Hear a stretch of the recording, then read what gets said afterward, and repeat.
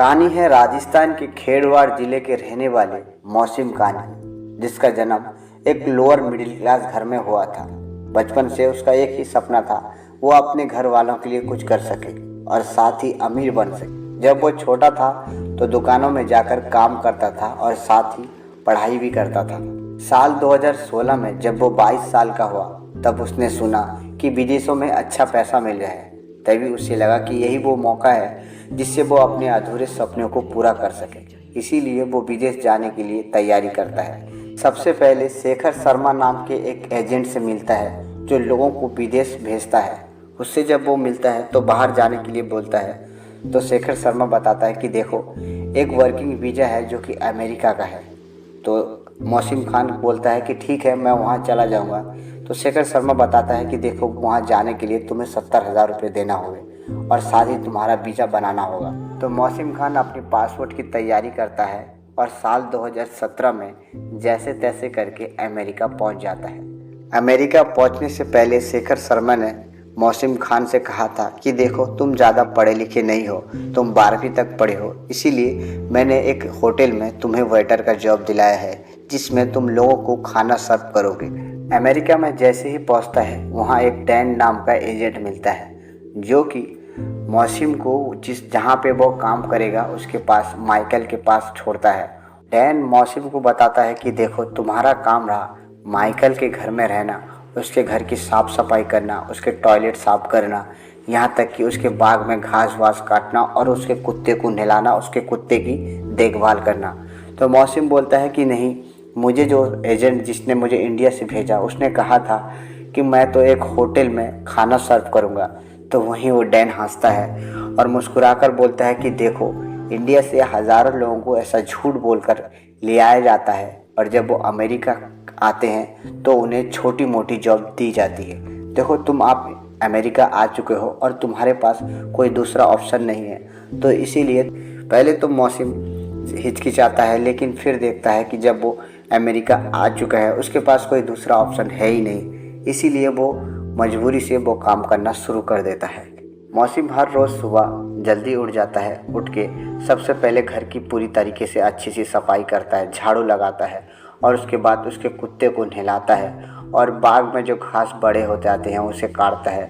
उसके बाद माइकल की गाड़ी धोता है। वो हर दिन ये काम करता रहता है। मौसिम 6 महीने तक छोटे मोटे काम करता है, उसे कोई प्रॉब्लम नहीं होता। वो सोचता है कि जैसे तैसे करके मैं तो अमेरिका आ चुका हूँ, अब मेरे पास कोई दूसरा ऑप्शन नहीं है। ये सोच कर ही वो छोटे मोटे काम करता रहता है। लेकिन उसके लाइफ में 6 महीने के बाद एक ऐसा हादसा होता है जो उसकी पूरी ज़िंदगी बदल कर रख देता है। 7 दिसंबर साल 2017 को मौसिम का मालिक कैलिफोर्निया जाता है और वहाँ से एक प्रोस्टिट्यूशन में काम करने वाली लड़की को अपने घर ले आता है। माइकल एक अयास इंसान था।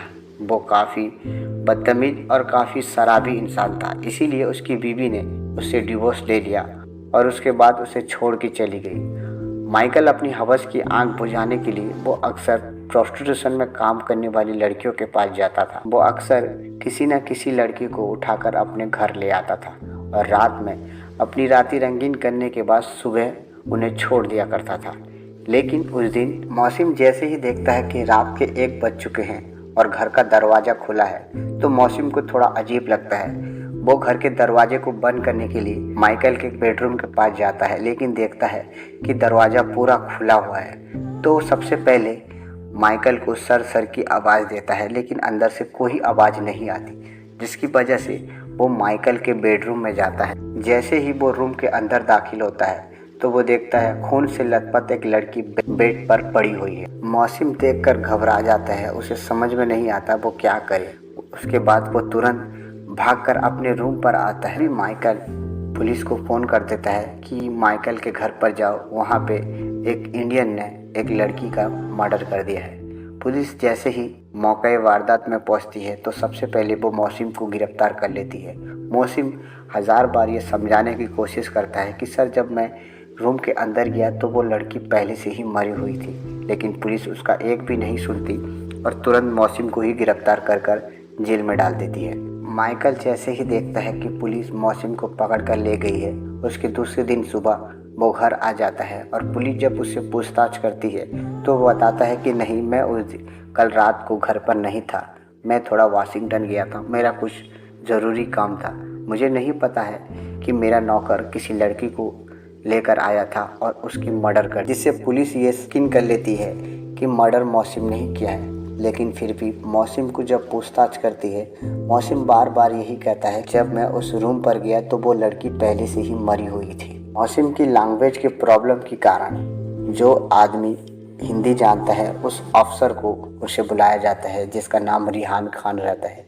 रिहान उससे पूछता है कि बताओ तुमने उस दिन क्या देखा, तो मौसिम बताता है कि नहीं, मैंने उस लड़की का खून नहीं किया, मैं उस दिन देखा कि मालिक का रूम खुला हुआ था, रात के 1 बज रहे थे, मैंने सोचा कि मालिक शायद दारू के नशे में अपना दरवाज़ा बंद करना भूल गए। जब मैं दरवाजे के पास गया तो सबसे पहले मैंने ज़ोर ज़ोर से अपने मालिक को बुलाई, लेकिन मालिक ने अंदर से कोई आवाज़ नहीं दी, जिसकी वजह से मैं रूम में अंदर गया और जाकर देखा कि उस लड़की की लाश पहले से ही बेड पर पड़ी हुई थी और काफ़ी खून उस पर पड़ा हुआ था, जिसकी वजह से मैं घबरा गया और घबरा कर अपने रूम की तरफ भागने लगा।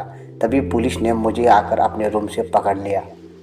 रिहान जब मौसिम की सारी बातें सुनता है तो थोड़ा अजीब लगता है, इसीलिए वो अपने ऊपर अधिकारी से बात करता है और कहता है कि सर, मुझे नहीं लगता कि मौसिम ने उस लड़की का मर्डर किया होगा, क्योंकि कोई भी आदमी इतनी जल्दी ये पता नहीं लगा सकता कि प्रोस्टिट्यूशन की लड़की कहाँ मिलती है, और कोई भी नौकर का इतना हिम्मत नहीं होगा कि वो अपने मालिक के बेडरूम में लेकर आकर उस लड़की के साथ दुष्कर्म करे और बाद में उसका मर्डर कर दे। पुलिस को ये बात समझ में आ जाती है, इसीलिए पुलिस सबसे पहले उस आदमी को ढूंढती है जिसने पुलिस स्टेशन में ये कॉल करके कहा था कि माइकल के घर में एक लड़की का मर्डर हो गया है और वो एक इंडियन नौकर ने किया है। पुलिस जब उस इंसान का कॉल ट्रैक निकालना शुरू करती है तो वो कॉल माइकल के घर के 100 मीटर में दूर में रहने वाले एक पीसीओ का था। इससे पुलिस को ये शक हो जाता है मर्डर किसी दूसरे आदमी ने किया है, इसीलिए वो सबसे पहले माइकल की कुंडली निकालना शुरू करती है। जांच में ये पता चलता है कि आज से 2 साल पहले माइकल ने अपनी बीवी को डिवोर्स दे दिया था, क्योंकि उसकी बीवी का ये आरोप था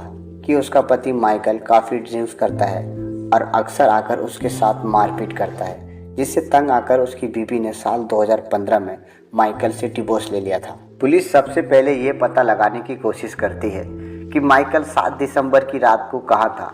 सीसीटीवी कैमरे के रिकॉर्ड होने के अनुसार दिन के 3 बजे माइकल अपने घर से निकल गया था, और पुलिस जब पता लगाने की कोशिश करती है तो पता ये चलता है कि माइकल वाशिंगटन नहीं बल्कि कैलिफोर्निया गया था। पुलिस ने जब कैलिफोर्निया के इलाकों में जाकर जांच करना शुरू की तो पता ये चला कि जिस इलाकों में प्रोस्टिट्यूशन का काम होता है वहाँ पर माइकल अक्सर आता जाता था।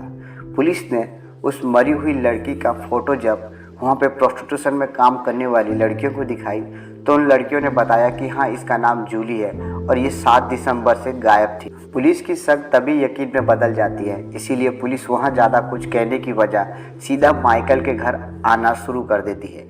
जैसे ही वो माइकल के घर आती है तो वहाँ देखती है कि वहाँ से माइकल भागने की प्लानिंग कर रहा था। पुलिस उसे तुरंत दबोचती है और उसके बाद जब पुलिस उससे पूछती है कि क्यों तुमने जूली का खून किया तो पहले वो मना करता है, लेकिन जब उसके साथ सख्ती से पूछताछ किया जाता है तो वो बताता है कि हाँ, 7 दिसंबर की रात को मैंने जूली नाम की लड़की को अपने बेडरूम में लेकर आया था।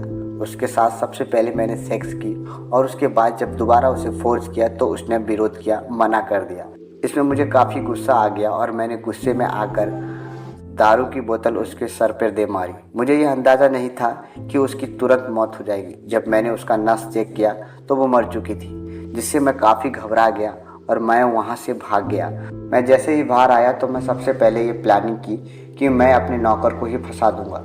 इसीलिए मेरे घर से थोड़ी दूर में एक पीसीयू था। मैंने उस पीसीयू में जाकर पुलिस स्टेशन में ये खबर दी कि हाँ, मेरे ही घर में एक लड़की का मर्डर हो गया है। पुलिस माइकल का सारा बयान रिकॉर्ड करती है और उसके बाद माइकल को 20 साल के लिए सज़ा हो जाती है और उसके बाद मौसिम को रिहा कर दिया जाता है। दोस्तों, उम्मीद करता हूँ आपको ये वीडियो अच्छा लगा हो, तो प्लीज़ वीडियो को लाइक करें और चैनल को सब्सक्राइब करें।